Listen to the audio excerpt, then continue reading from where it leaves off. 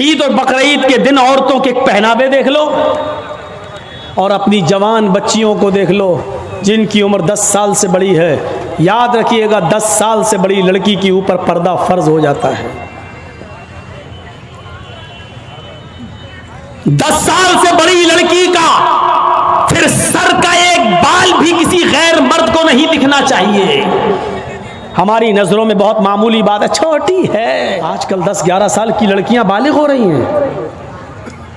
टीवियों पर सीरियल ऐसे आ रहे हैं, मोबाइलों में ऐसी ऐसी वाहियात चीजें यूट्यूब वगैरह पर, फेसबुक पर आ रही हैं कि इनको देखकर हमारी लड़कियां जो कभी 16-17 साल में बालिग होती थीं, आज 11-12 साल की उम्र में बालिग होने लगी हैं। और यानियत फैल चुकी है, शर्म हया ताक पर रखी जा चुकी है। वरना तसव्वुर कीजिए, एक कपड़ा जो जिस्म से चिपका हो, आपके पैरों से चिपका हुआ हो, और वो कपड़ा आपके घुटने और रान से होते हुए आपकी कमर तक आए, जिसको आप लेगी कहें, और इसके ऊपर एक कुर्ती पहन ली जाए और इस तरीके से मार्केट में, बाजार में शॉपिंग की जाए, ऐसी औरत को आपकी नजर में फैशन परस्त कहा जा सकता है। लेकिन मोहम्मदुर रसूलुल्लाह की नजर में ये लड़की, ये औरत नंगी है, नंगी है, नंगी है। आरियात हमारी नजरों में फैशन परस्त हैं, लेकिन अल्लाह के रसूल ने ऐसी औरतों को क्या कहा? नंगी। मैंने नहीं कहा। पूछो इन उलमा से आरियात का मतलब क्या होता है। कासियात कपड़े पहनेंगी, आरियात लेकिन नंगी होंगी। ऐसी औरतों के बारे में कहा है नंगी होंगी। ये हाफ आस्तीनों के कपड़े यहां चल रही है, ये खुला हुआ है। साड़ियां चल रही तो ऐसी कि यहां तक का ब्लाउज पहने हुए हैं, ये खुला है, पेट खुला हुआ है।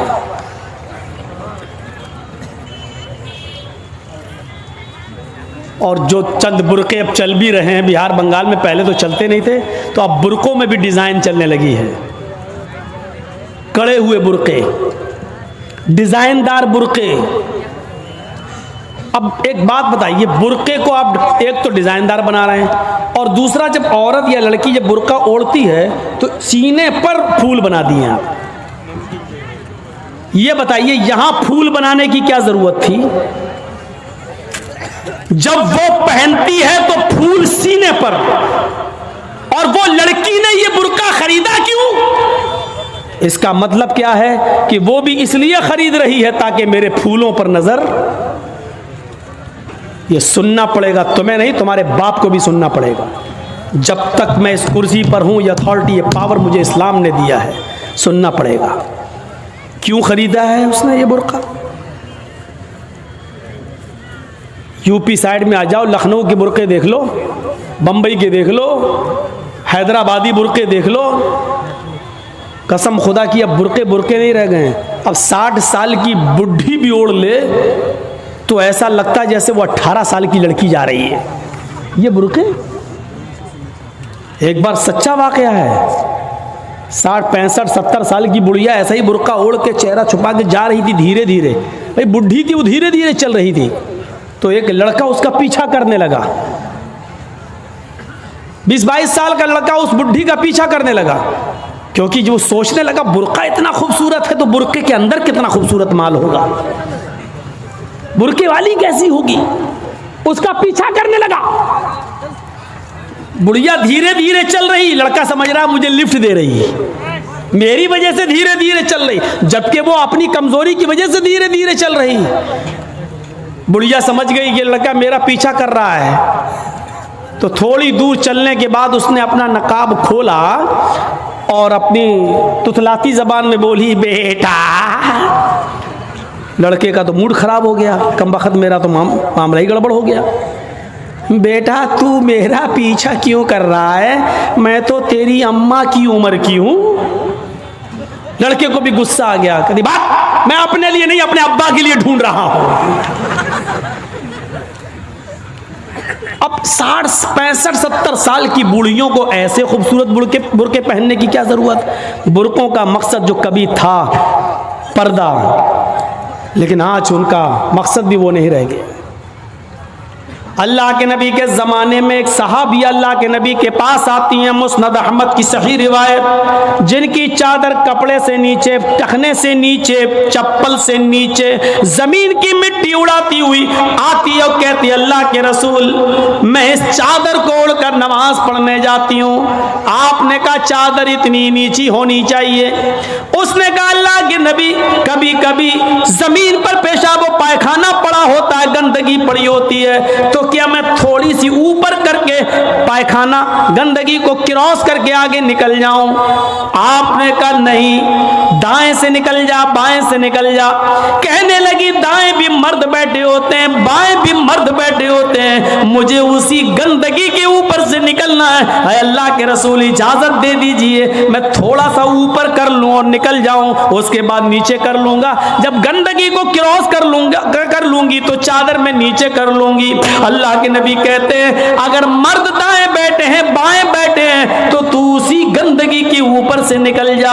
कहने लगी अल्लाह के रसूल वो गंदगी मेरी चादर में लग जाएगी, आप मुझे ऊपर उठाने की इजाजत नहीं दे रहे हैं। टखने से ऊपर, चप्पल से ऊपर चादर उठाने की इजाजत क्यों नहीं दे देते। आपने कहा नहीं, चादर उठाने की इजाजत, चप्पल से भी ऊपर चादर उठाने की इजाजत नहीं दूंगा। कहा अल्लाह के रसूल फिर उस चादर में पेशाब और पायखाना लग जाएगा। आपने कहा लग जाने दे। कहने लगी है अल्लाह के रसूल उसी चादर को तोड़कर मैं नमाज पढ़ती हूँ मस्जिद में। जब ऊपर औरतों का अलग इंतजाम होता है या पर्दे में औरतों का इंतजाम होता है, तो मैं इसी चादर को ओढ़े ओढ़े नमाज पढ़ती हूँ। आपने कहा उसी चादर को ओढ़कर नमाज पढ़ ले। कहने लगी उसमें पेशाब और पायखाना लग जाएगा, क्या उसी और चादर को ओढ़कर नमाज पढ़ लूं। आपने फरमाया हाँ आए औरत, जब पेशाब और पायखाना तेरी चादर में लगेगा, जब तू आगे बढ़ेगी तो तेरी चादर जमीन पर पड़ी हुई मिट्टी से रगड़ खाएगी, क्योंकि तेरी चादर नीचे है। जब पेशाब और पायखाना उसमें भर जाएगा, जब तू आगे बढ़ेगी तो जमीन पर पड़ी हुई मिट्टी पर तेरी चादर रगड़ खाएगी, और जमीन पर पड़ी हुई मिट्टी से रगड़ने की वजह से जमीन की पाक मिट्टी तेरी चादर को पाक कर देगी। लेकिन तुझे चादर उठाने की इजाजत नहीं, उसी चादर में तू नमाज पढ़ ले। गंदगी लगती है तो लग जाने दे, आगे बढ़ेगी तो जमीन पर पड़ी हुई पाक मिट्टी तेरी चादर को पाक कर देगी। मेरे भाइयों, पेशाब और पायखाना देखकर भी अल्लाह के रसूल ने औरत को चादर उठाने की इजाजत नहीं दी। मेरी बहनों, तुम्हारे दिल कैसे गवारा कर लेते हैं। जलसों में भी चूड़ियां खरीदने के लिए, बैलून खरीदने के लिए, जलेबियां खरीदने के लिए तुम किस तरीके से लेडीज पंडाल से निकलकर तुम बाजारों में घूम लेती हो। शर्म आनी चाहिए। तुम्हारे कलेजे और तुम्हारे दिल कैसे गवारा कर लेते हैं कि लड़के और लड़कियां एक जगह शॉपिंग करें, दुकानदारी करें, खरीदारी करें। ये तुम्हारे कलेजे, तुम्हारे ज़मीर कैसे गवारा कर लेते हैं। जबकि अल्लाह के नबी फरमाते हैं ला यखलुअन्न रजुलुन बिमरातिन इल्ला कान सालिसुहुमा शैतान।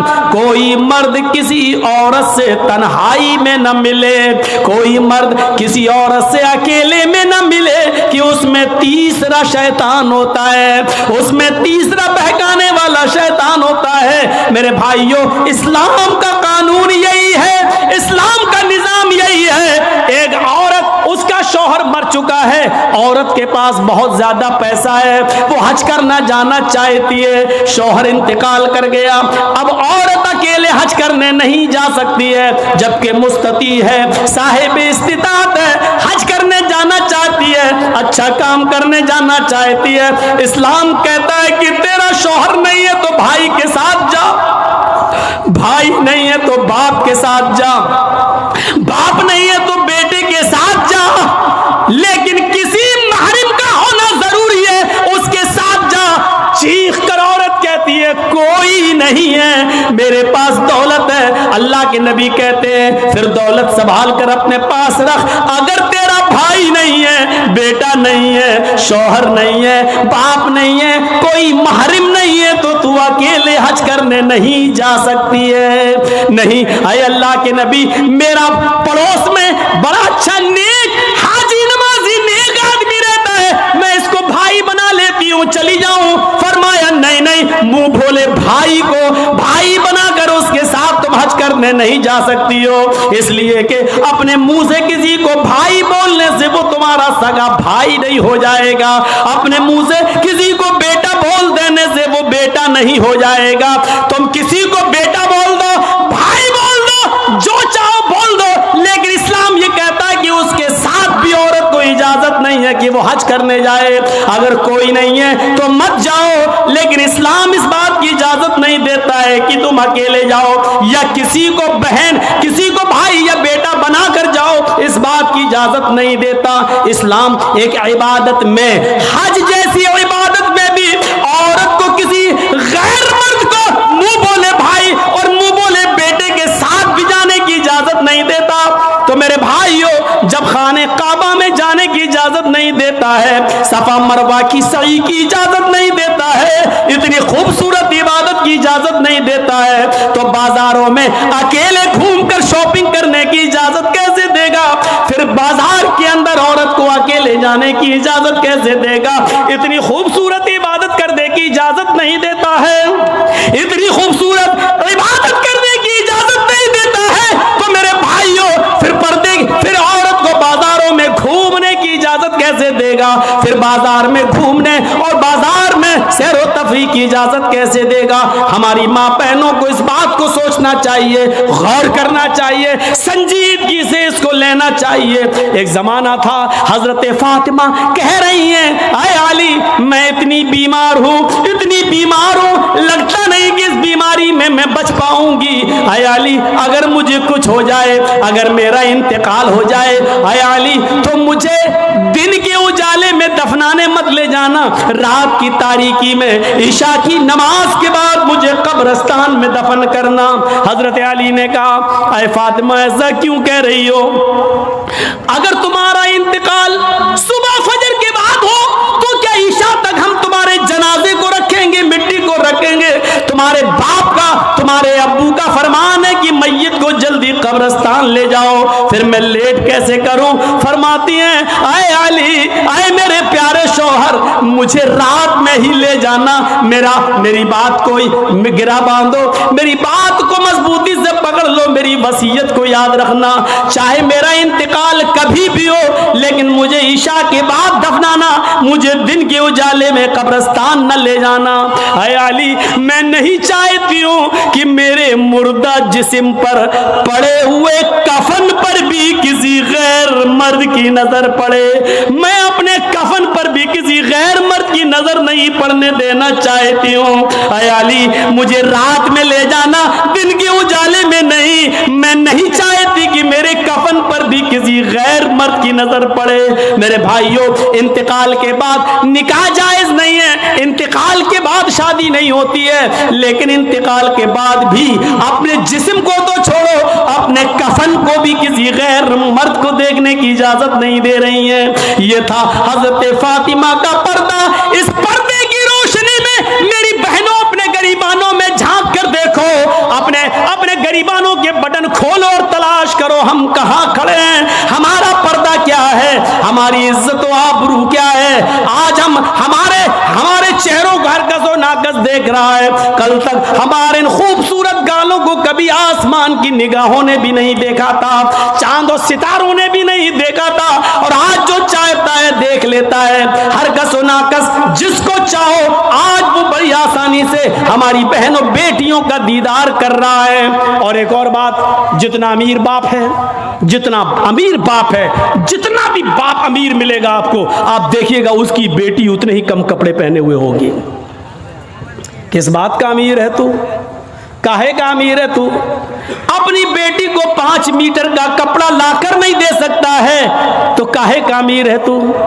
कंजूस और बखील बाप। अल्लाह ताला ने इन अमीरों को ऐसी सजा दी है, ऐसी सजा दी है, कल तक ये गरीबों की लड़कियों को डांस कराया करते थे, आज अल्लाह ताला ने इन अमीरों की लड़कियों के जिस्मों से कपड़े उतार कर उनको लोगों की नजरों को दीदार करने पर मजबूर कर दिया। आज इन अमीरों की लड़कियों के जिस्मों से कपड़े उतरवा कर आज गरीब इन लड़कियों को देख रहे हैं, उनका नजारा कर रहे हैं। आज अमीरों को अल्लाह ने ये सजा दी है।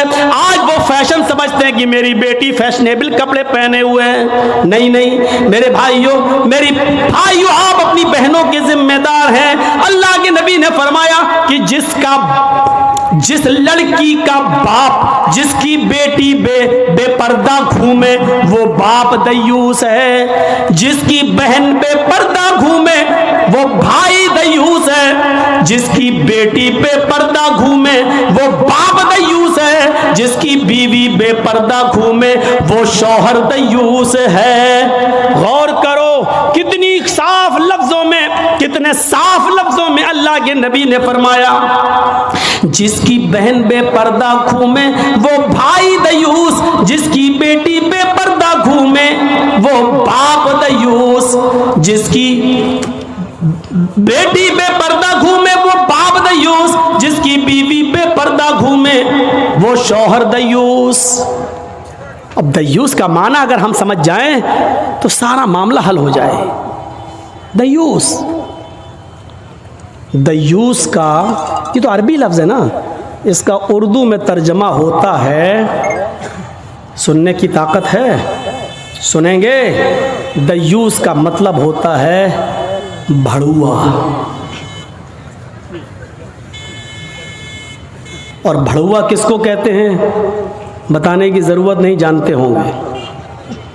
भड़ुआ कहते हैं उसको जिसने अपनी बहन, बेटी या बीवी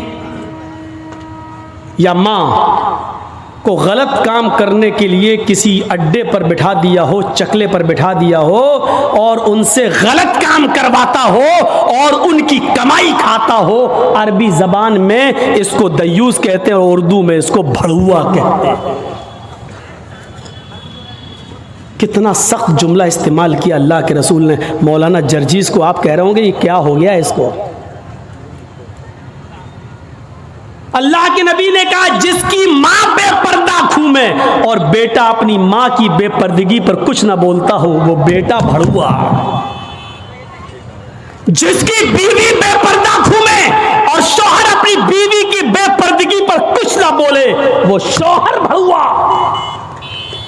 जिसकी बहन बेपर्दा घूमे और वो भाई अपनी बहन की बेपर्दगी पर खामोश रहे वो भाई भड़ुआ, और जिसकी बेटी बेपर्दा घूमे और बाप अपनी बेटी की बेपर्दगी पर खामोश रहे वो बाप भड़ुआ। दयूस कह दो मौलाना चलेगा, भड़ुआ मत कहो, अच्छा नहीं लग रहा है। हम कब कह रहे हैं कि अच्छा लग रहा है? हमको अच्छा लगाना कब है? जब अच्छा ही लगने लगे तो फायदा क्या है? इंजेक्शन ऐसे लगाओ दर्द ना हो। साहब ऐसा हो सकता है कि इंजेक्शन लगे और दर्द ना हो? इंजेक्शन भी लगवाना चाहते हो और दर्द भी नहीं चाहते हो, तब तो होम्योपैथिक दवा ले लो, मीठी गोलियां खा लो जो मरने के बाद फायदा करती है।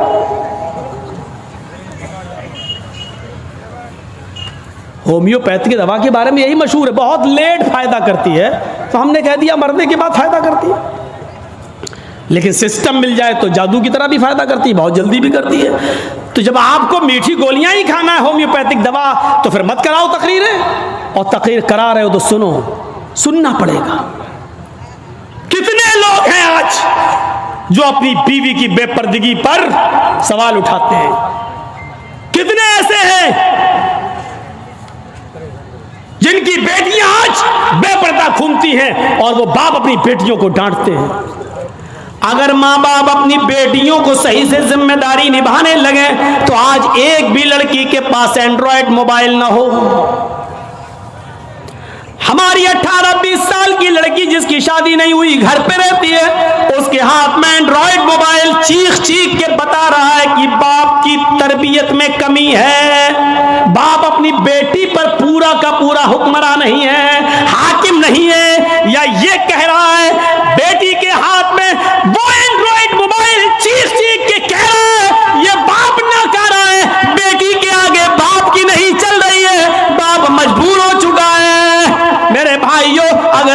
मजबूर ना होता तो बेटी के हाथ में एंड्रॉयड मोबाइल नहीं होता।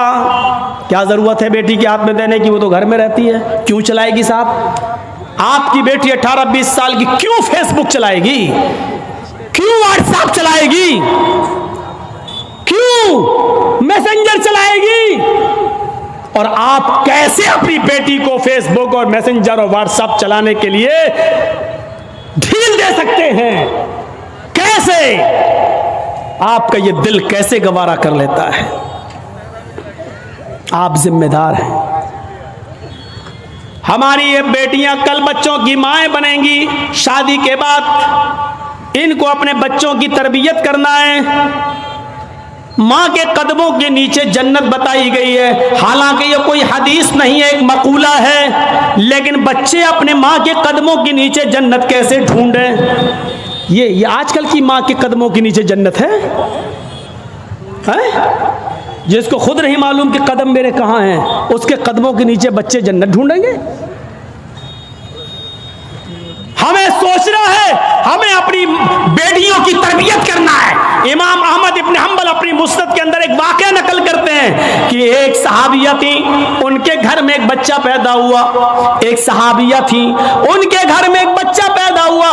जब बच्चा पेशाब करता था तो पानी का लोटा उस बच्चे की शर्मगाह पे डाल देती थी। जैसी बच्चे ने पेशाब किया वो पानी लाती और शर्मगाह पे डाल देती।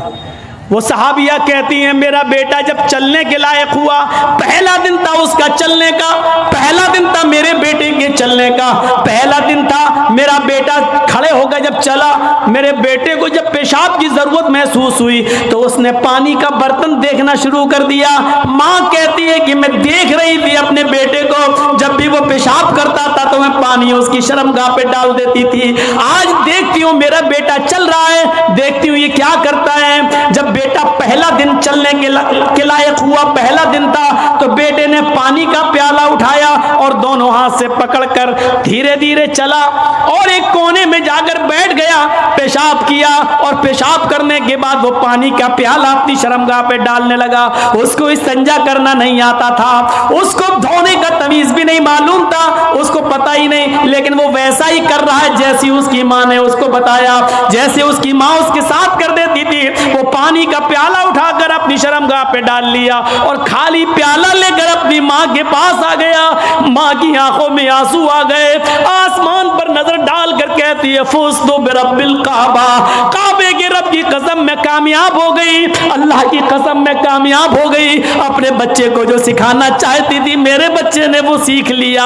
मैं अपने बच्चे को जो तरबियत देना चाहती थी मेरे बच्चे ने वो तरबियत हासिल कर ली। मुझे उम्मीद है कि मेरा बच्चा कभी नापाक नहीं रहेगा, मेरा बच्चा जब भी पेशाब करेगा तो पानी जरूर ले जाएगा और इस्तिंजा करेगा।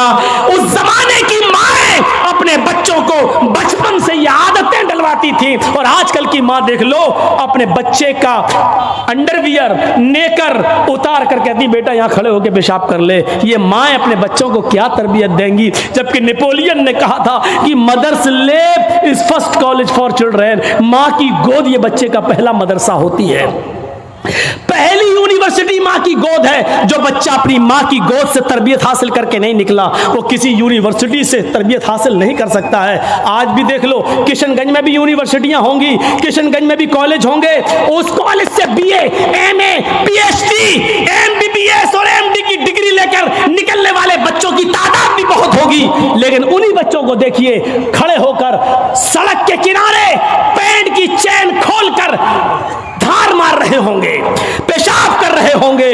ये इन यूनिवर्सिटियों के फारिगीन स्टूडेंट हैं जो फारिग होकर निकले, जिनको एमडी करने के बाद, एमबीबीएस करने के बाद भी पेशाब करने की अकल नहीं आई है। इनसे तो बेहतर वो कुत्ता है जो कम से कम पेशाब करता है तो एक टांग तो उठा लेता है ताकि उसके ऊपर छींटे ना आए।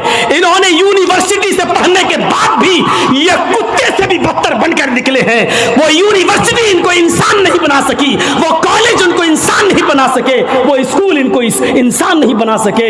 एमडी पीएचडी करने के बाद भी आज कुत्तों से बुरी तरह पेशाब करते हुए नजर आएंगे। कह लेने दीजिए मुझे कुत्ता, गधा, जो कुछ भी बोलता हूं मैं सब।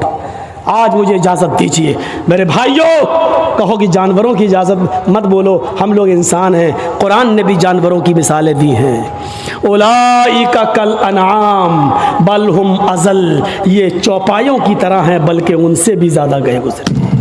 कुरान ने कहा है ये चौपायों की तरह है बल्कि उनसे भी ज़्यादा गए गुजरे, उनसे भी ज़्यादा गए गुजरे। जब कुरान ने मिसाल दी है तो हम क्यों नहीं मिसाल दे सकते हैं? अपने बारे में सोचो, सोचो। हैं? अब्दुल कादिर जिलानी बगदादी रहमतुल्लाह अलैह की तारीख कौन नहीं जानता, जिनको आज लोग बड़े पीर साहब के नाम से भी जानते हैं, जिनके नाम पर 11वीं की बिरयानी की डेग भी बनाते हैं। वो अब्दुल कादिर जिलानी जब 12 साल के थे, उनकी माँ ने उनको एक काफिले के साथ भेजा था, कहा बेटे हालात कितने भी सख्त हो लेकिन झूठ कभी मत बोलना।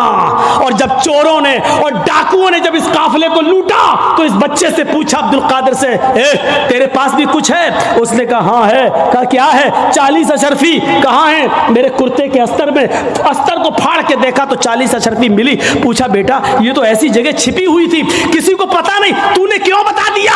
लड़के ने जवाब दिया, मेरी माँ ने मुझे चलते वक्त नसीहत की थी कि बेटा हालात कितने भी खराब हो लेकिन कभी झूठ मत बोलना। मैंने अपनी बात, माँ की बात मानी है। चोरों का, डकैतों का, डाकुओं का असर खत्म होता है और रोने लगते हैं और कहते हैं ये बच्चा अपनी माँ की इतनी बात मानता है कि ऐसे मोड़ पर भी उसने अपनी माँ की नाफरमानी नहीं की, हम तो अपने रब की नाफरमानी कर रहे हैं। सारा सामान जो लूटा था सबको वापस कर दिया और सारे के सारे चोरों ने, डाकुओं ने तौबा कर ली। मेरे प्यारे साथियों, एक बच्चा जब अपनी माँ का फरमा बरदार बनता है और माँ की बात मानता है तो माँ की दुआ तमाम डकैतों को तौबा करने पर मजबूर कर देती है। मेरे प्यारे साथियों, ये माँ की तरबियत थी जिसने अब्दुल कादिर जिलानी को एक बुजुर्ग के रूप में पैदा किया है, एक बुजुर्ग के रूप में देखा है। ये माँ की तरबियत थी।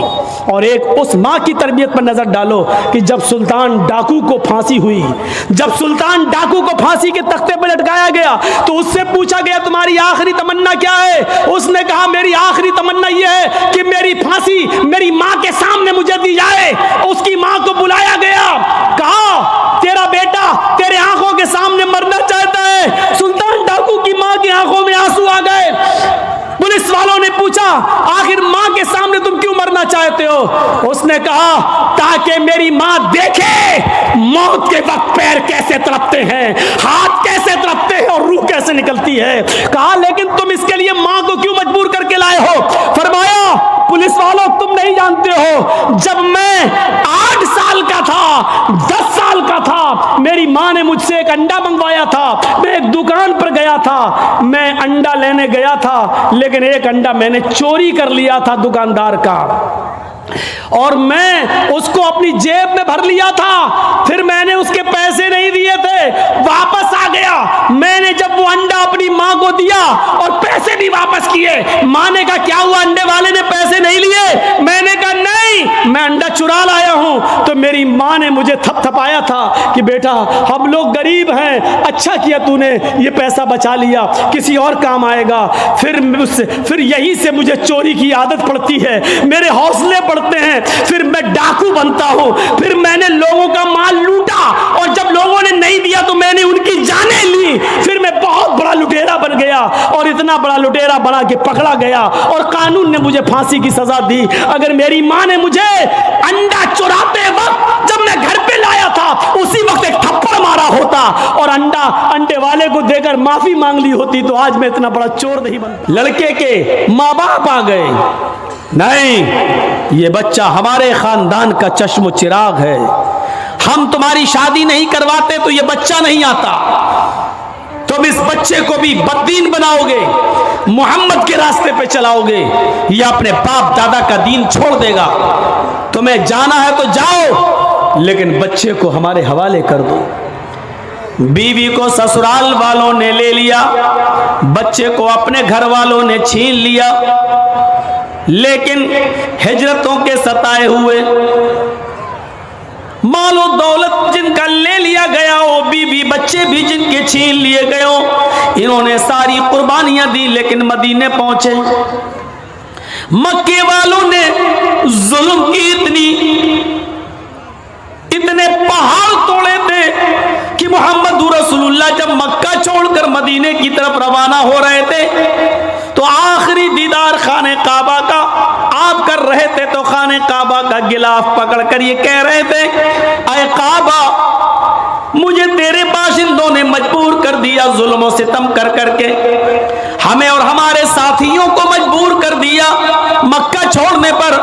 ऐ काबा, अगर मुझे इस शहर के बाशिंदों ने मजबूर न किया होता तो मैं तुझे छोड़ के कभी न जाता।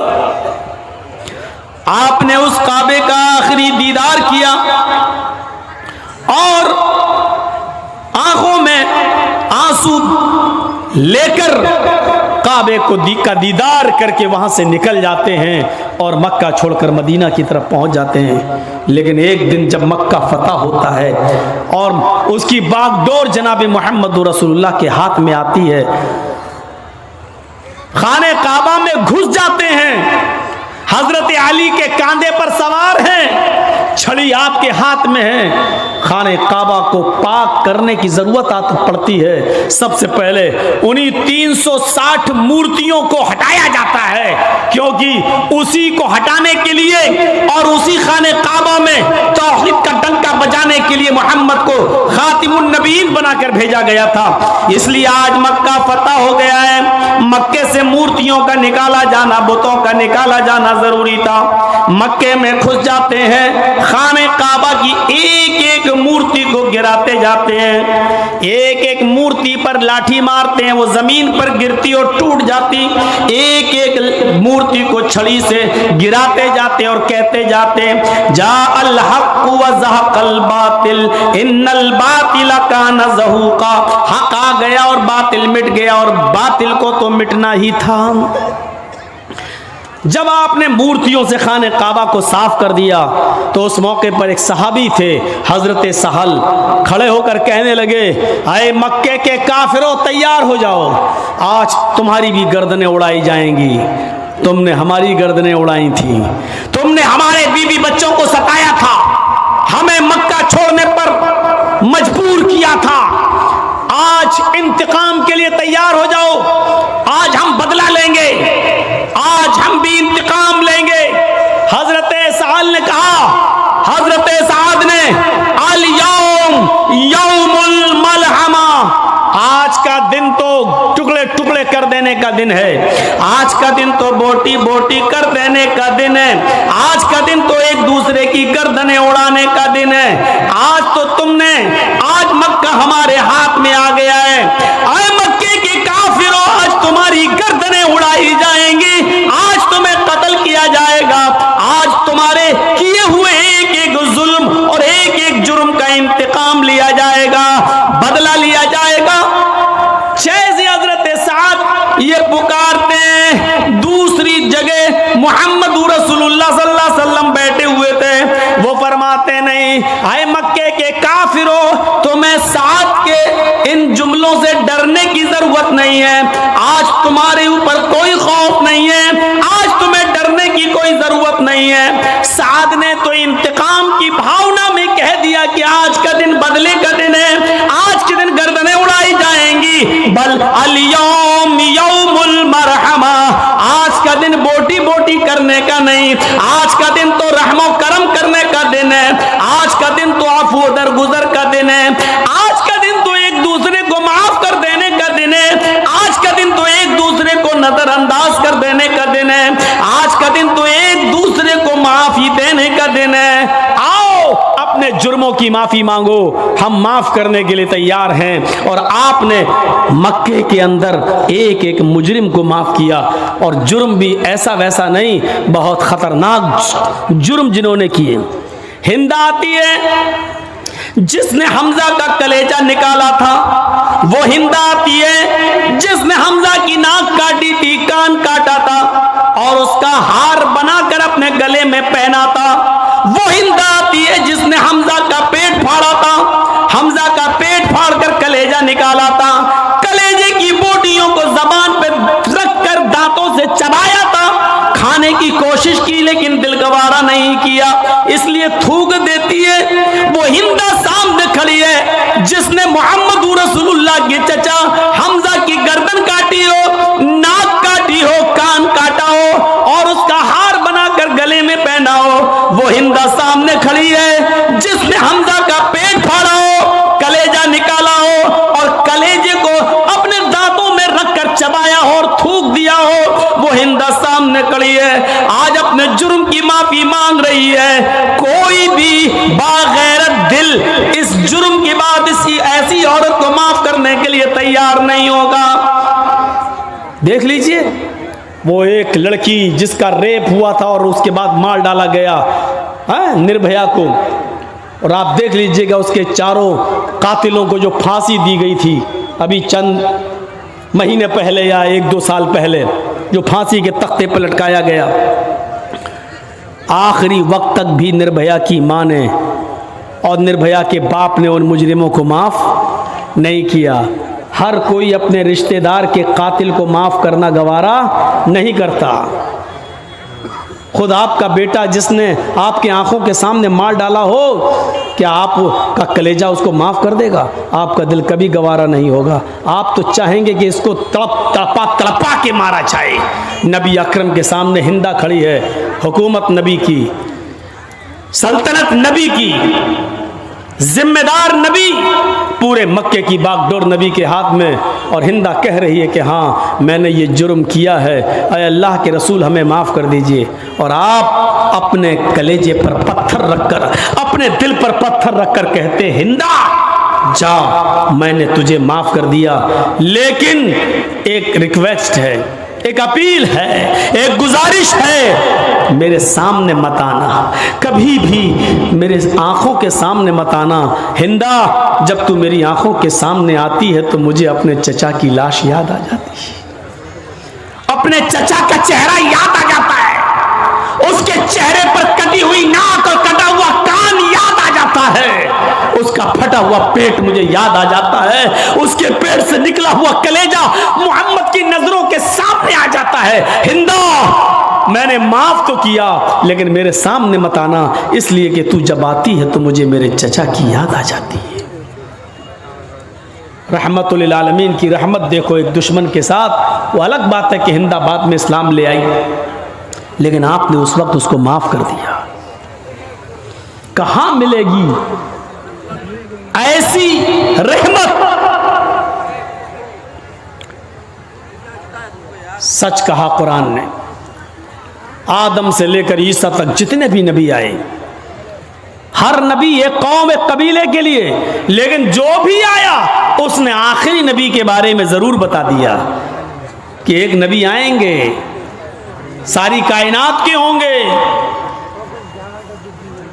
वइज़ अख़ज़ल्लाहु मीसाक़न नबिय्यीना, और जब अल्लाह ने सारे नबियों से एक अहद लिया, जब अल्लाह ने सारे नबियों से एक वादा लिया, जिनको भी इस दुनिया में भेजा, एक अहद लिया, एक वादा लिया, लमा आतैतुकुम मिन किताबिन व हिकमा, आए नबियों, हाय पैगंबरों, हमने तुम्हें जो किताब व हिकमत में से जो चीजें तुम्हें दी हैं, इसको लेकर तुम दुनिया में जा तो रहे हो, लेकिन अगर तुम्हारी जिंदगी में मेरा आखिरी नबी आ जाए, थुम्मा जाअकुम रसूलुम मुसद्दिकुल लिमा माअकुम, तुम्हारी जिंदगी में मेरे आखिरी पैगंबर आ जाए, तुम्हारी जिंदगी में जनाबी मुहम्मदुर रसूलुल्लाह आ जाए, और वो उस चीज की तस्दीक करें जो तुम लेकर जा रहे हो, उस चीज की पुष्टि करें जो तुम लेकर जा रहे हो, तो तुम्हारी जिम्मेदारी क्या होनी चाहिए, तुम्हारी ड्यूटी क्या होनी चाहिए? लतुमिनुन्न बिही व लतंसुरुन्नहु। हाय मूसा, हाय ईसा, हाय इब्राहिम, हाय ज़करिया, हाय नूह, हाय यहया, हाय पैगंबरों, अगर तुम्हारी जिंदगी में आखिरी नबी आ जाए, लतुमिनुन्न बिही व लतंसुरुन्नहु, तो तुम सारे के सारे पैगंबर उस नबी के ऊपर ईमान ले आना, आखिरी नबी जनाबी मुहम्मदुर रसूलुल्लाह की रिसालत को तस्लीम कर लेना, और वो जो मिशन लेकर गए उनके मिशन में उनकी मदद भी करना, वला तंसुरुन्नहु, उनके मिशन में, उनके वर्क्स में, उनके कामों में तुम उनकी मदद भी करना। आदम से लेकर ईसा तक सारे नबियों ने आखिरी नबी के बारे में पेशीन गोई की है, बताया है। श्रीमद् भागवत महान पुराण जो वेदों का की व्याख्या कहलाती है, खुलासा कहलाता है। देखिए, एक मंत्र पढ़ने जा रहा हूं इस किताब के स्कंद 12 अध्याय 2 के मंत्र नंबर 19 से। इस मंत्र को सुनिए, और इस मंत्र में भी मोहम्मद रसूलुल्लाह की पेशीन गोइयां बताई जा रही हैं। अश्वमा शुगमारूहा देवदत्त जगतपति आसीन साधुदमनम षटेश्वर्य गुणन्वितः अष्ट्रो गुणः अल्पभाषी बहुभाषी ज्ञानी श्रुतु ज्ञानी प्राकर्मी कीर्तज्ञ दानी कृपालु। अब क्या हो गया? ऐसे चिल्लाते हैं जैसे किसी औरत को बच्चा पैदा होता तो वो चिल्लाती रोती है। बिल्कुल वही बात।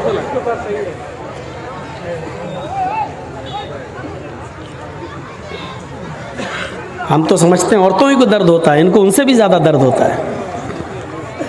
ए भैया बैठ जाओ, ये देखो सामने क्या कर रहे हैं, चंदा कर रहे हैं ना, तब ठीक है, तब ठीक है, जाओ जाओ जाओ। उसके लिए हम मना नहीं करेंगे, उसी के लिए तो जलसा हो रहा भाई। अब मंत्र पढ़ने पे आए तो आप लोग शोर करने लगे। अश्वमा शुगमारूहा देवदत्त जगतपति, अंतिम ऋषि को, कल्कि को, एक अश्व कहते हैं संस्कृत में घोड़े को, और शुगमारूहा, शुगमारूहा बिजली से भी ज्यादा तेज रफ्तार से चलने वाला। तो उस जमाने में बिजली तो थी नहीं, तो ये शब्द कहां से आ गया बिजली से ज्यादा? तो आसमानी बिजली मुराद है। आसमान से जो बिजली चमकती है उसकी रफ्तार होती है, जो आसमान में कड़क होती है बिजली, 1 सेकंड में 1,86,000 मील।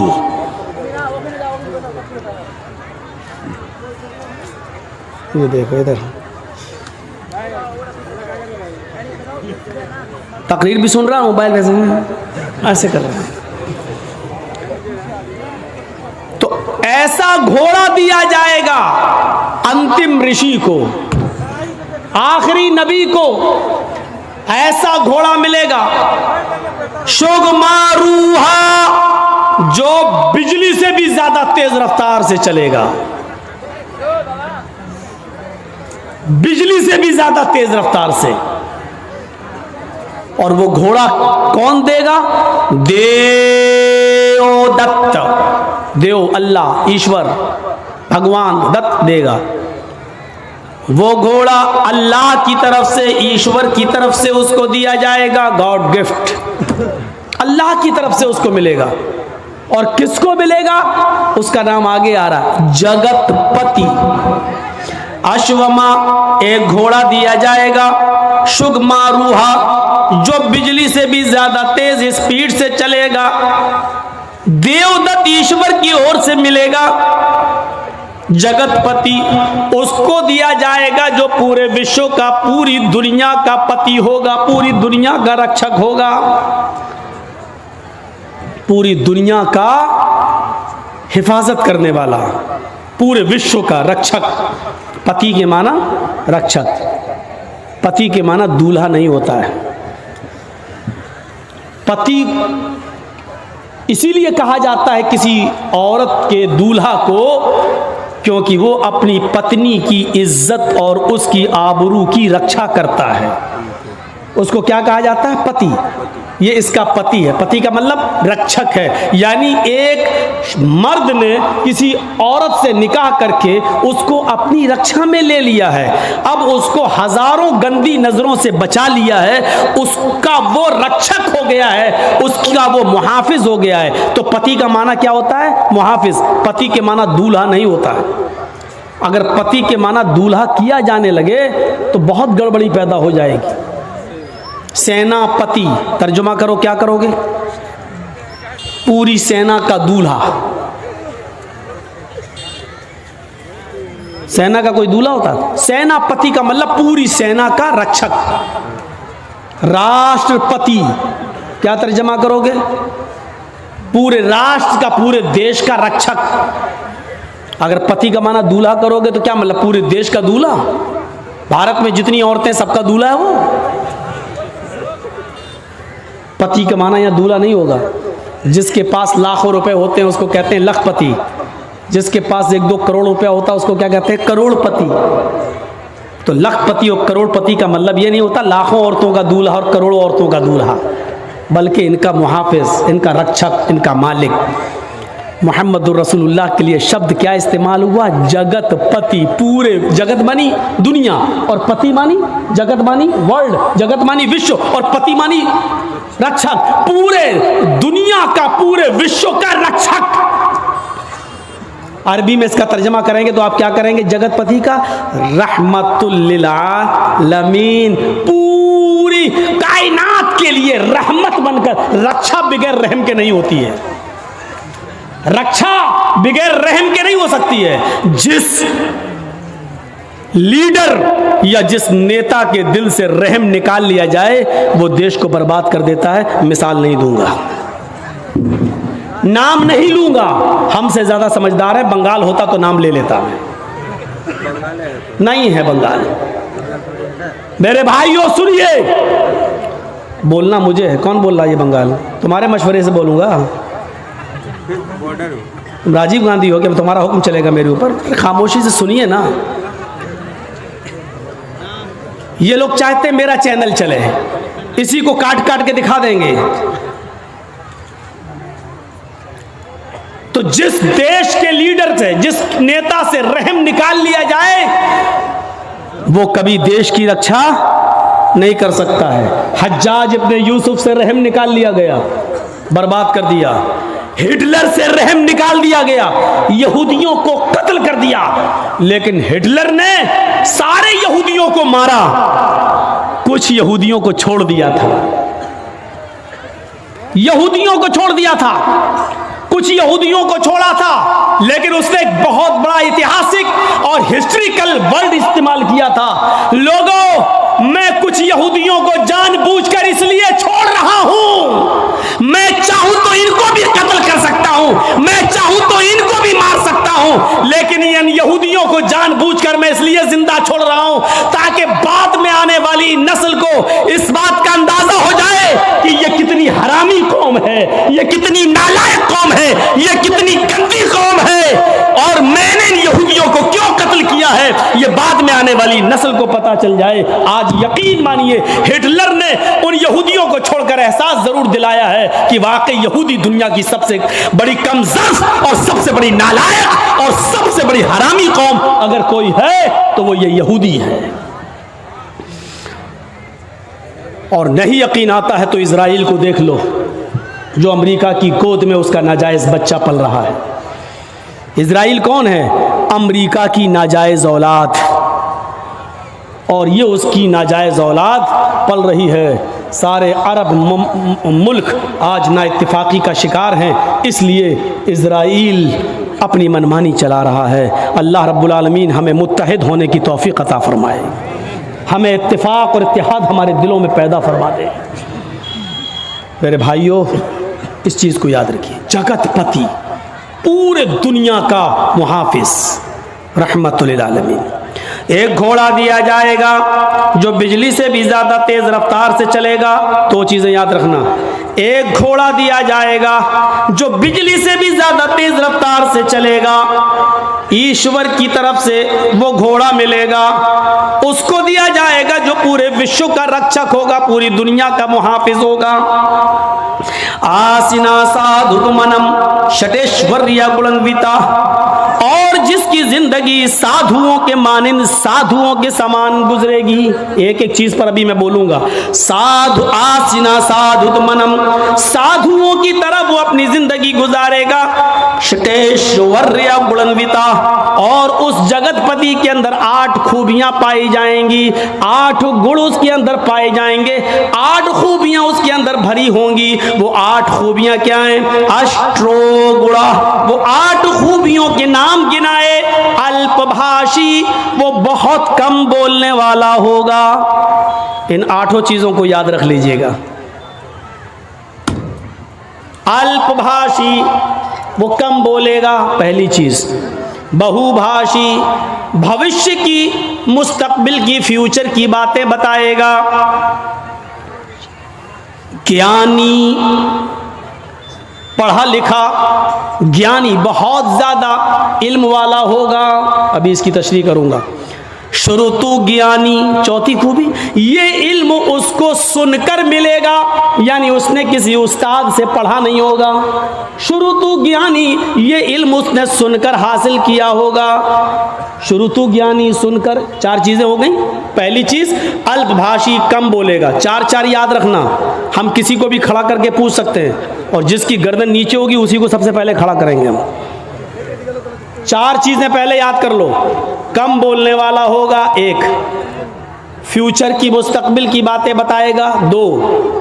ज्ञानी, बहुत बड़ा जानकार होगा, तीन। श्रुतु ज्ञानी, ये चीजें उसको सुनकर हासिल होंगी, यानी श्रुतु ज्ञानी, सुनकर इल्म हासिल होगा।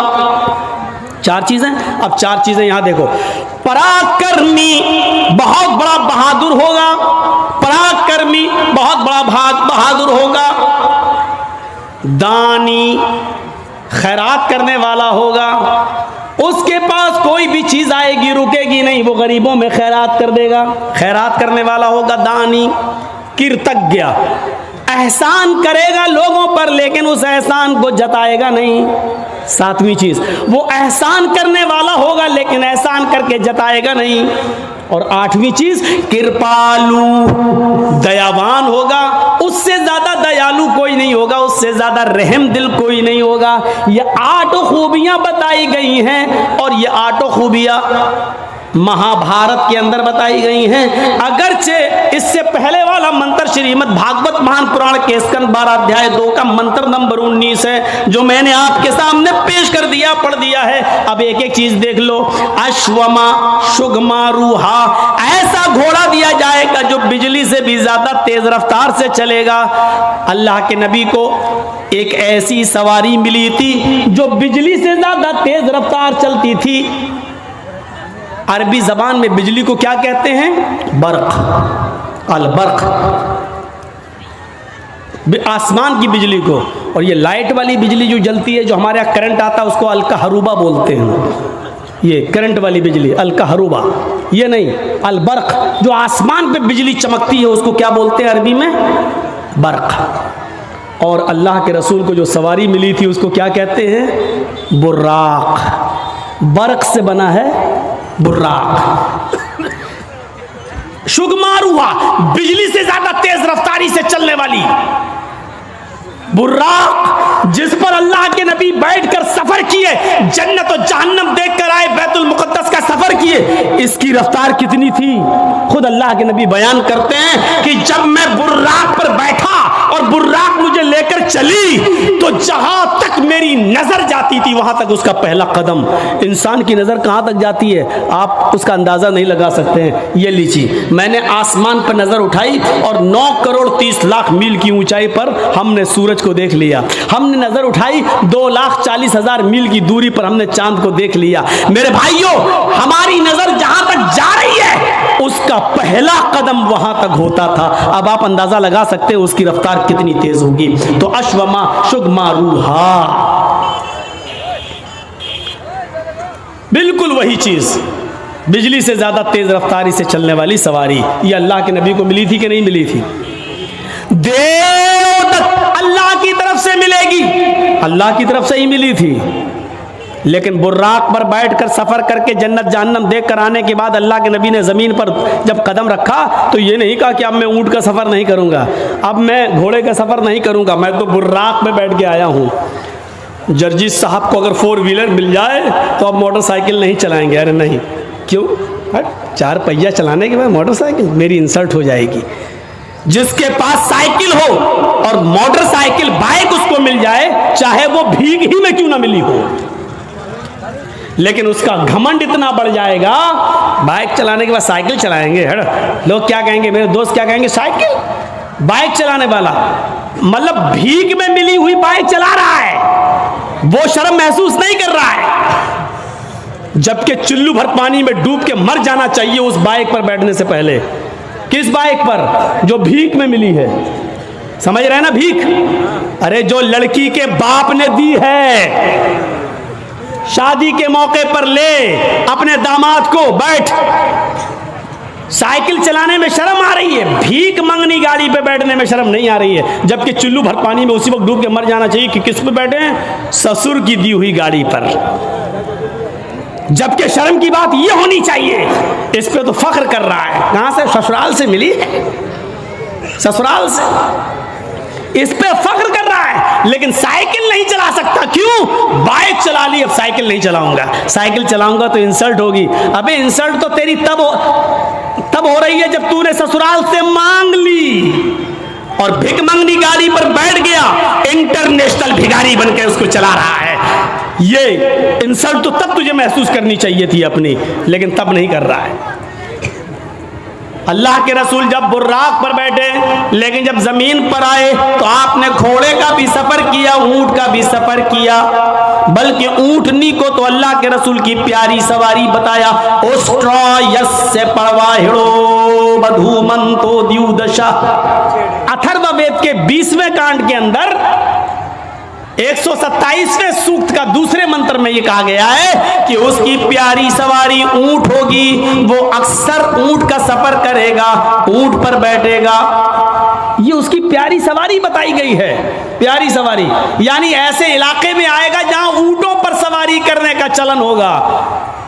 हमारे भारत में लोग यहां इंतजार कर रहे हैं, अब आएगा। उसको बताया गया वो ऊंट वाले जमाने में आएगा। यहां लोग 4 व्हीलर में फॉर्च्यूनर इस्तेमाल कर रहे हैं, यहां इंतजार कर रहे हैं कि आखिरी नबी यहां आएगा, यहां आएगा। जबकि बताया गया मरुस्थल निवास ने, वो रेगिस्तान में आएगा, क्योंकि ऊंट रेगिस्तान में ही सबसे ज्यादा तेजी के साथ दौड़ता है, और रेगिस्तान का जहाज कहा जाता है ऊंट को। उस बस्ती में आएगा जहां रेत होगी, जहां रेगिस्तान होगा, जजीरा होगा, वहां वो आएगा। और यहां भारत में लोग इंतजार कर रहे हैं कि वो भारत में आएगा, जबकि उनकी किताबें कह रही हैं मरुस्थल निवास ने, वो मरुस्थल में निवास करेगा, वो मरुस्थल में आएगा। हाय गिरजानाथ मरुस्थल निवास ने, उसका मरुस्थल में आएगा और रेगिस्तानी इलाके में आएगा। उष्ट्रायस, और उसकी प्यारी सवारी ऊंट होगी, वो ऊंट के ऊपर बैठेगा। यहां बताया गया कि वो घोड़े पर बैठेगा और बिजली से ज्यादा तेज रफ्तार से चलेगा और आकाश की यात्रा करेगा, यानी वो जन्नत जहन्नम देखने जाएगा, जगतपति। और ये घोड़ा उसको ईश्वर की तरफ से, अल्लाह की तरफ से मिलेगा, जो पूरे दुनिया का रक्षक होगा, पूरी दुनिया का मुहाफिज होगा। यानी ये घोड़ा मोहम्मदुर रसूलुल्लाह को, ये बुर्राक मोहम्मदुर रसूलुल्लाह को दी जाएगी। आसिना साधुदमनम, और वो साधुओं की तरह अपनी जिंदगी व्यतीत करेगा, साधुओं की तरह अपनी जिंदगी गुजारेगा। साधु किसको कहते हैं ये सोच लीजिए। साधु उसको नहीं कहते हैं जो एक चोला पहन ले और बीवी बच्चों को छोड़ दे और जंगल में चला जाए, राम राम राम राम राम राम राम राम करता रहे। इसी तरीके से हमारे मुसलमानों में भी एक तबका पैदा हुआ जिसको सूफी कहा जाता है। वो तस्बीह हाथ में लेते हैं और अल्लाहू अल्लाहू, कभी कभी झटका मारते हैं, कभी देखिएगा आप झटके मारेंगे, अल्लाहू अल्लाहू अल्लाहू ऐसे करेंगे। कभी चिमटा ले लेंगे अपने हाथ में, चिमटी ट्रेनों में मिलेंगे, अल्लाहू अल्लाहू अल्लाह, इस तरीके से करेंगे। ऐसा वो महसूस कराएंगे आपको कि हमारे अंदर अल्लाह घुस गया है, अल्लाह हमारे नस नस में है, अल्लाहू अल्लाहू झटके मारेंगे। ऐसे लोग आपको जहां मिलें इनको उल्टी छुरी से काटो। ये दुनिया के सबसे बड़े हरामखोर लोग हैं, कौम के ऊपर बोझ बने हैं। इनसे पूछो खाना कहां से आएगा, चुप, अल्लाहू अल्लाहू अल्लाहू। एक से मैंने पूछा भाई खाना कहां, शाम को खाना क्या कर कहां से आएगा, अल्लाहू अल्लाहू। हमने कहा सुन लिया अल्लाहू अल्लाहू, खाना कहां से आएगा शाम को ये तो बताओ, अल्लाह देगा, अल्लाहू अल्लाहू अल्लाहू। मतलब मोहल्ले वाले उनको खाना पहुंचाते हैं। ये लोग हराम खोर लोग हैं, बीवी बच्चों को छोड़े बैठे। बीवी बच्चों को छोड़कर किसी भी जगह चले जाना मेरे भाइयों, और इबादत में मसरूफ होना, ये सबसे बड़ा इस्लाम का, इस्लामी दुश्मनी है। ये इस्लाम दीन मुअतदिल है। मुअतदिल जानते हो?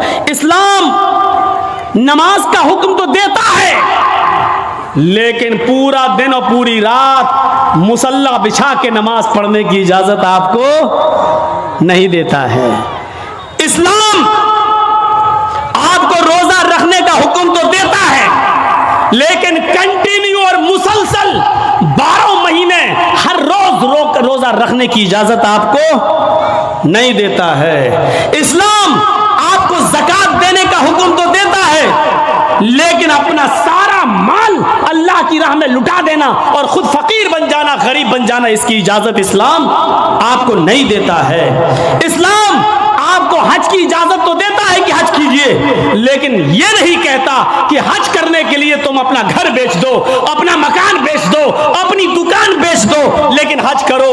हज करना जाना जरूरी है, चाहे दुकान बेचना पड़े, चाहे मकान बेचना पड़े। इस्लाम इस बात की इजाजत नहीं देता है। इसी तरीके से इस्लाम नमाज पढ़ने का हुक्म देता है, लेकिन इबादत, बच्चों का हक मारकर, बीवी का हक मारकर, कमाना धमाना छोड़कर, मेहनत और मजदूरी करना छोड़कर, मस्जिदों में, खानकाहों में, जंगलों पर, मज़ारों पर या किसी जगह बैठकर अल्लाहू अल्लाहू करने की इजाजत ये इस्लाम नहीं देता है। इसीलिए फरमाया फ़इज़ा क़ुज़ियतिस सलातु फंतशिरू फिल अर्ज़ वब्तगू मिन फ़ज़लिल्लाह।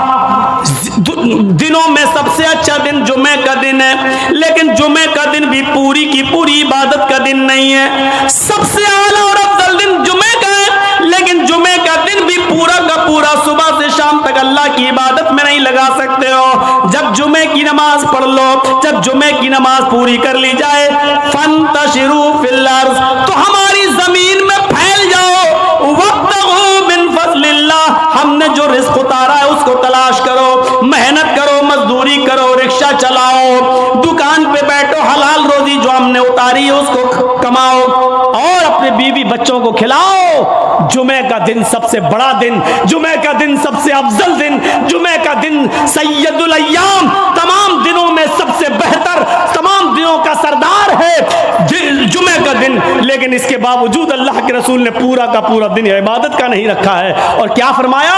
जब जुमे की नमाज हो जाए, जुमा पढ़ लो, तो अब निकलो मस्जिद से, अब मस्जिद में मत बैठो। सुभान अल्लाह अल्हम्दुलिल्लाह का वजीफा नहीं, तुम्हारी बीवी है, तुम्हारे बच्चे हैं, उनके लिए मेहनत करो, कमाओ, रिक्शा चलाओ, मेहनत करो, मजदूरी करो, और शाम तक मेहनत मजदूरी करके कमा कर लाओ और अपनी बीवी बच्चों को खिलाओ। ये भी इबादत है। मेरे प्यारे साथियों, इस्लाम ने आपको सिर्फ अल्लाहू अल्लाहू करने के लिए नहीं भेजा है।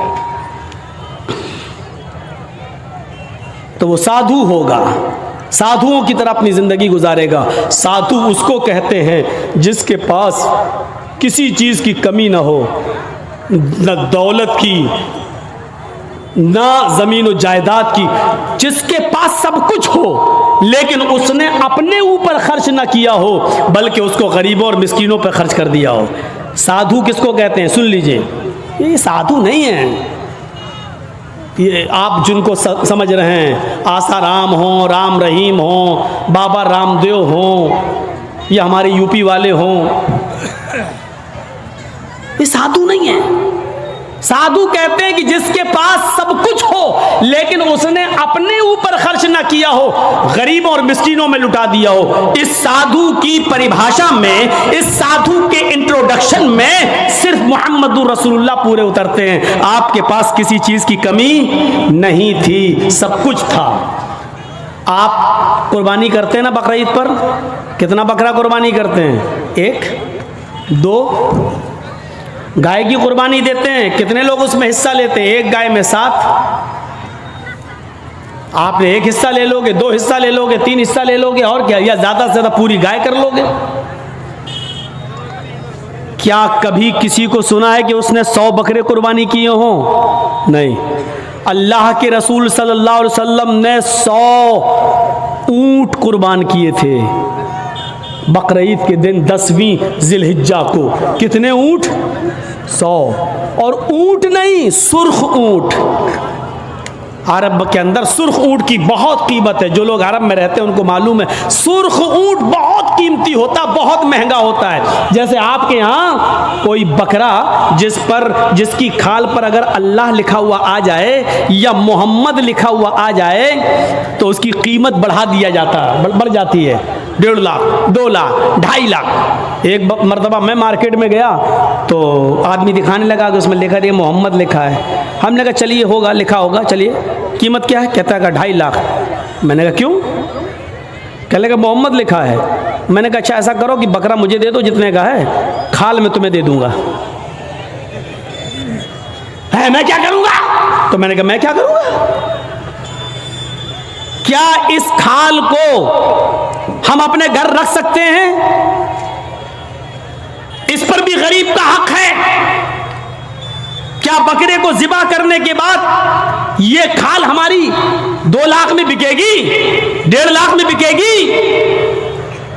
कहता वो मैं नहीं जानता हूं, मोहम्मद लिखा है, 2.5 लाख का बकरा है। मैंने कहा मैं कह तो रहा हूं कि खाल तू बेच देना जितने की बिके, बकरा 10,000 में हमें दे दे, 12,000 में हमें दे दे। कहने लगा जाइए मौलाना साहब आप हमारा रेट क्यों वो कर रहे हो? लोगों ने एक फजूल की बहस बढ़ा दी। इस पर अल्लाह लिखा है तो इसकी कीमत बढ़ गई, मोहम्मद लिखा है तो इसकी कीमत, जिस पर ये चीज़ें लिखी हुई हो और कम कर दो उसकी कीमत। मेरे भाइयों, किसी हदीस में नहीं आया है कि जिस बकरे पर अल्लाह लिखा हो तो उसको इतने रुपए में खरीदो। और लिखा होता नहीं है, वो हमें और आपको उसका एक नक्श दिखाई देता है। बस ये अलिफ बाल ये लाम पूरी तरीके से देखा जाए तो पूरा लिखा हुआ भी नहीं होगा, उस पर तशदीद बनी होगी, फिर उस पर खड़ा अलिफ होगा, फिर आप पूरी तरीके से अगर देखें तो मिलेगा भी नहीं ऐसा, लेकिन महसूस ऐसा कराएंगे कि देखिए ये अल्लाह। हालांकि देखा जाए तो ये भी अल्लाह ही है। देखिए ये भी अल्लाह ही है। अलिफ, ये अलिफ हो गया ना, और लाम कैसा होता है? ये लाम हुआ, फिर एक और लाम हुआ, फिर ये उसके ऊपर का अलिफ और ये है। तो देखा जाए ये क्या है? अल्लाह ही है। अगर आप इस पर रोशनाई लगा दें पूरा और फिर उसको आप ये दाहिने हाथ को इस तरीके से दीवार पे छाप दें तो आप देखेंगे अरबी में अल्लाह ही लिखा हुआ नजर आएगा, अल्लाह ही लिखा हुआ नजर आएगा। अब बताइए जब अल्लाह लिखा हुआ नजर आएगा तो हम क्या माने? अब इस हाथ से आदमी शराब भी पी रहा है, अब इस हाथ से आदमी जुआ भी खेल रहा है, इस हाथ से गलत चीजों को भी पकड़ रहा है। तो इन चीजों से हैसियत नहीं बढ़ जाती है? साधुओं की तरह अल्लाह के रसूल के पास सब कुछ था, लेकिन कोई चीज आपने अपने ऊपर खर्च नहीं की। तारीख बताती है 100 ऊंट हमारे पास अगर 2 जानवर भी आ जाए कुर्बानी के लिए तो आज हम 10वीं को करते हैं और दूसरा बकरा 12वीं को करेंगे। क्यों? मेरी बेटी आएगी, मेरी बहन आएगी, मेरे रिश्तेदार आएंगे। दूसरा बकरा हम 12वीं तारीख को करेंगे अपने रिश्तेदारों को दावत देने के लिए। लेकिन अल्लाह के रसूल ने 100 सुर्ख ऊंटों की कुर्बानी की और एक ही दिन की 10वीं तारीख को। मैं ये नहीं कह रहा हूं 11 को नहीं कर सकते हो, 12 को नहीं कर सकते हो, 13 को नहीं, मैं मना नहीं कर रहा हूं, जायज है। कुल्लु अय्याम तशरीक ज़िब्हुन, अय्याम तशरीक के सारे दिन कुर्बानी के दिन है, मैं मना नहीं कर रहा हूं। लेकिन अल्लाह के रसूल ने 11वीं और 12वीं को और 13वीं को कुर्बानी नहीं की। आपने 100 ऊंट भी ज़िबा किए तो 10 को किए हैं 100, और गोश्त सारा का सारा तकसीम कर दिया। आपने अपने पास कुछ नहीं रखा। जर्जीत साहब शादी से पहले किस पे सोते थे? दरी पर, चटाई पर। जर्जीत साहब की शादी हो गई, जहेज में डबल बेड मिल गया, मसहरी मिल गई, बिस्तर मिल गया। शादी के बाद हमारी सोने की स्टाइल बदल गई, चलने की स्टाइल बदल गई। जर्जीत साहब साइकिल पे चलते थे, अब बाइक पे चल रहे हैं। बड़े आदमी हैं, 4 व्हीलर भी दे दी होगी हो सकता है ससुराल वालों ने, अब 4 पहिए की गाड़ी पे चल रहे हैं। रहने की स्टाइल बदल सकती है, लेकिन मोहम्मदुर रसूलुल्लाह 25 साल की उम्र में जब 40 साल की एक बूढ़ी औरत खदीजा से निकाह करते हैं। खदीजा अरब की बहुत बड़ी दौलतमंद और रईस खातून थी। जब अल्लाह के रसूल की शादी उनके साथ होती है तो खदीजा अपने साथ सारा माल भी लेके आती हैं, सारा खजाना लेके आती हैं, सारा बिजनेस लेकर आती हैं। अल्लाह के नबी सल्लल्लाहु अलैहि वसल्लम शादी के बाद भी उसी चटाई पर, उसी इकहरे बिस्तर पे सोया करते थे जो शादी से पहले आप सोया करते थे।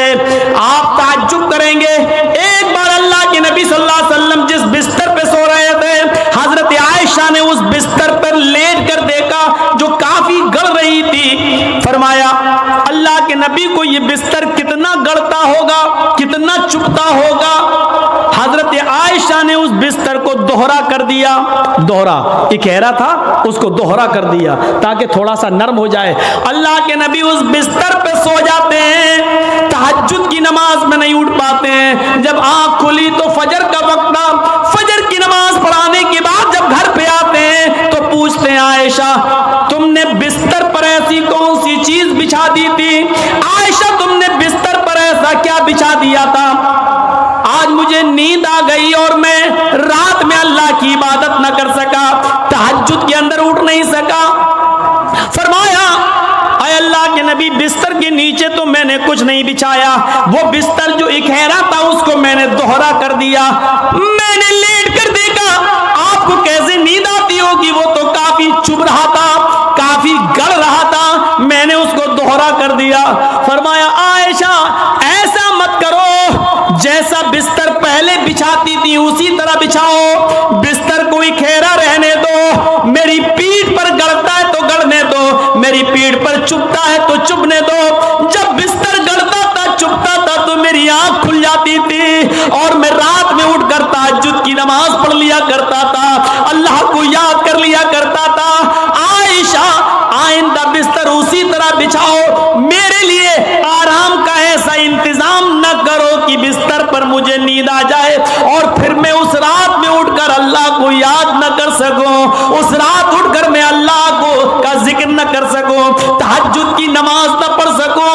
आयशा अल्लाह ताला को रात की तारीकियों में याद करने का मजा कुछ और है जब सारी दुनिया सो रही होती है और मेरी करवट, मेरी कमर नरम गरम बिस्तरों से अलग होती है और सजदे में सर होता है, तो उस वक्त का मजा कुछ और होता है कि सारी दुनिया ख्वाबे खरगोश में मस्त है और अल्लाह का एक बंदा अपने रब से अज़ाबे जहन्नम की पनाह मांग रहा है, जन्नत का सवाल कर रहा है, रात की तारीकी में अपना सर सजदे में रख के उसको मालिक और अपने आप को अल्लाह का गुलाम बना रहा है।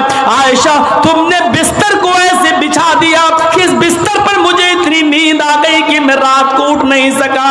आयशा मुझे इतना आराम न दो कि मैं रात में उठकर अल्लाह को याद न कर सकूं। रहने सहने में शादी के बाद भी कोई फर्क नहीं आया, यहाँ तो शादी के बाद बिस्तर बदल जाते हैं, रहन सहन की स्टाइल बदल जाती है, रहने सहने का तरीका बदल जाता है, उसमें प्रमोशन हो जाता है, तरक्की हो जाती है। लेकिन मोहम्मद रसूलुल्लाह की जिंदगी पे नजर डालो कि अल्लाह के नबी ने शादी से पहले जिस बिस्तर पे लेटते थे शादी के बाद भी उसी बिस्तर पर, जबकि खदीजा की दौलत नबी के कदमों पे थी, लेकिन अल्लाह के नबी ने खदीजा की दौलत को अपने ऊपर इस्तेमाल नहीं किया। खदीजा जो दौलत लेकर आई उस दौलत को भी अल्लाह के रसूल ने दीन के काम में, गरीब और मिस्कीनों में लुटा दिया। मेरे भाइयों हमें देखना है कि साधु कौन है। साधु उसको कहते हैं जिसके पास सब कुछ हो, दौलत की कमी ना हो, लेकिन उसने अपने ऊपर कोई चीज खर्च न की हो, सब गरीबों और मिस्कीनों में लुटा दिया हो। इस तारीफ का सही हकदार सिर्फ जनाब मोहम्मद रसूलुल्लाह सल्लल्लाहु अलैहि वसल्लम है। आपके पास किस चीज की कमी थी? लोग कहते बहुत गरीब थे, ये थे, नहीं, अल्लाह के रसूल से ज्यादा कोई अमीर था? अल्लाह ने कहा था कहो तो इस पहाड़ को हम सोने का बना दें, और ये ओहद पहाड़ जब सोने का बन जाए तो जहां आप चलें ये पहाड़ भी आपके साथ चले। लेकिन अल्लाह के नबी ने अल्लाह ताला के इस फरमान को, इस गुजारे अल्लाह ताला के इस हुक्म को नाफिज होने के बाद मना कर दिया कि नहीं नहीं, आय अल्लाह मुझे दुनिया में आराम नहीं, सोना नहीं चाहिए, चांदी नहीं चाहिए, बल्कि आपने फरमाया अल्लाहुम्मा जअलनी फी हयाती मिस्कीना, आय अल्लाह दुनिया में मुझे जितने दिन जिंदा रख, मिस्कीन बना के जिंदा रखना। आय अल्लाह जब मुझे मौत आए तो हाल हालत मिस्कीनी में मुझे मौत आए, और अल्लाह कल क़यामत के दिन जब मैं उठाया जाऊं तो फकीरों में और मिस्कीनों ही में मैं उठाया जाऊं। ये अल्लाह के रसूल की दुआ थी, जबकि अल्लाह ताला तो ओहद पहाड़ को सोने का बनाने के लिए तैयार था। नबी अकरम जहां चलते पहाड़ आपके साथ साथ चलता, लेकिन अल्लाह के रसूल ने पहाड़ को सोने का बनाने से मना कर दिया और कहा कि मुझे दुनिया के ऐशो आराम नहीं चाहिए।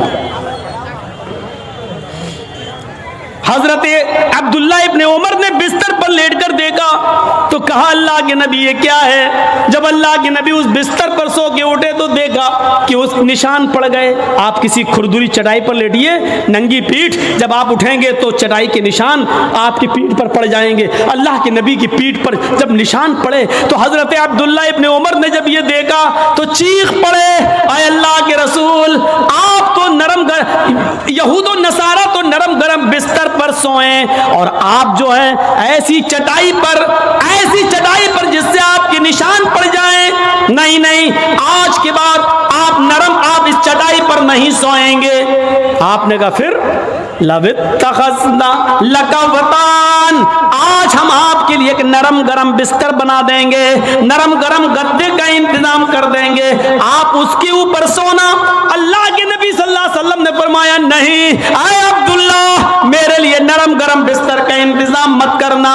माली वलिद दुनिया माना फिद दुनिया इल्ला कराकी बिनिस्तज़ल्ला तहता शजरा थुम्मा राहा।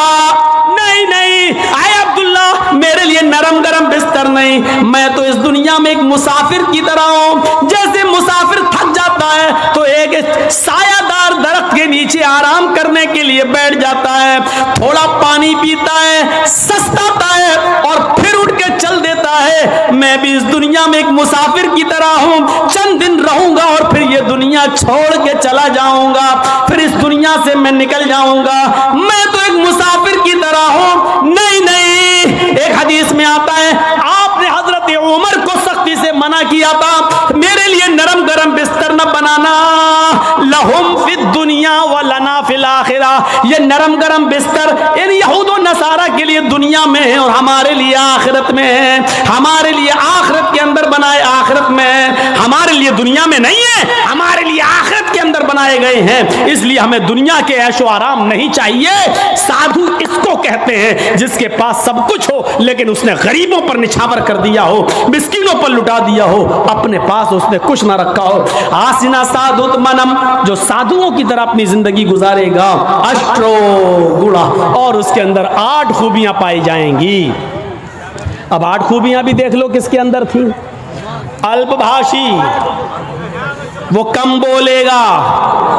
कम बोलने वाला कौन था? पूरी जिंदगी आप पढ़ जाइए, मोहम्मदुर रसूलुल्लाह सल्लल्लाहु अलैहि वसल्लम से ज्यादा कम बोलने वाली शख्सियत आपको नहीं मिलेगी। जरूरत के वक्त बोलना और उतना बोलना जितनी जरूरत है, उससे ज्यादा नहीं।